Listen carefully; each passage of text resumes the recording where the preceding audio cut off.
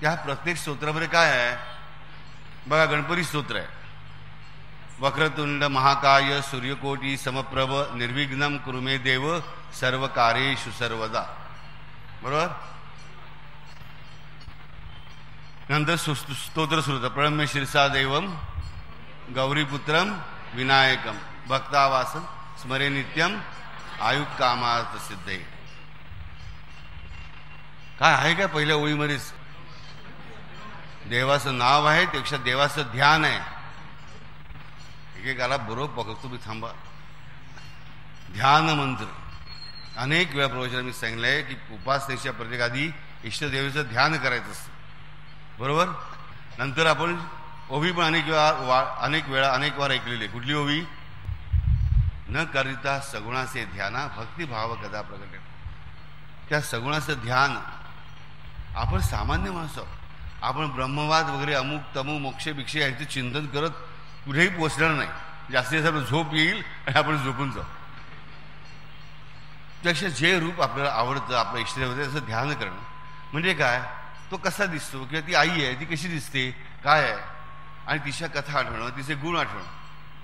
बघा. वक्रतुंड महाकाय सूर्यकोटी समप्रभ. त्याचं नाव पण आहे. वक्रतुंड महाकाय तिची नाव आहेत. त्याच्या शरीराचं वर्णन पण आहे देहाचं त्याच्या. आणि सूर्यकोटी समप्रभ म्हणजे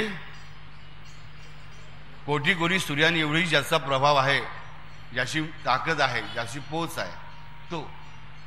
म्हणजे त्याआधी काय केलं, गणपतीचं ध्यान केलं, गणपतीची स्तुती केली आणि मग प्रार्थना केली. इथे मानवी मर्यादा त्याला लावू नका की माणसाला कसा मस्का मारला की आपलं काम होतं, तसा देवाला मस्का नाही मारायचा आहे. त्याची स्तुती करू.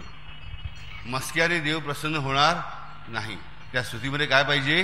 विश्वास पाहिजे.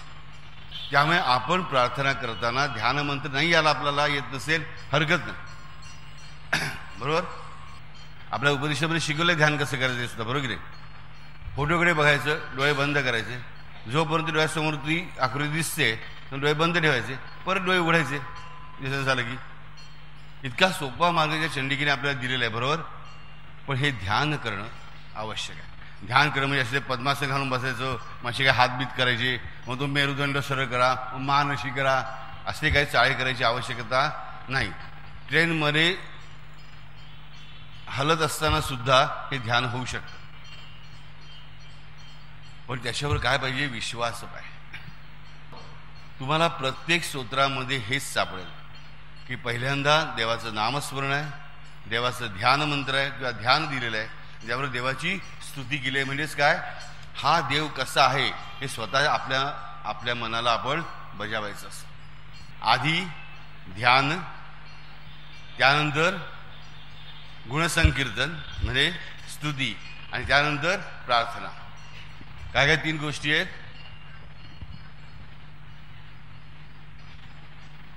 ध्यान, गुणसंकीर्तन आणि प्रार्थना. ह्या क्रमाने अल्गोरिदम तो बसवलेला आहे. कुठली आरती घ्या तुम्ही सांगाल ती, त्यामध्ये काय आहे? आरती आहे म्हणजे नाही लिहिलेल्यामध्ये काय आहे? ह्या 3 गोष्टी आहेत का?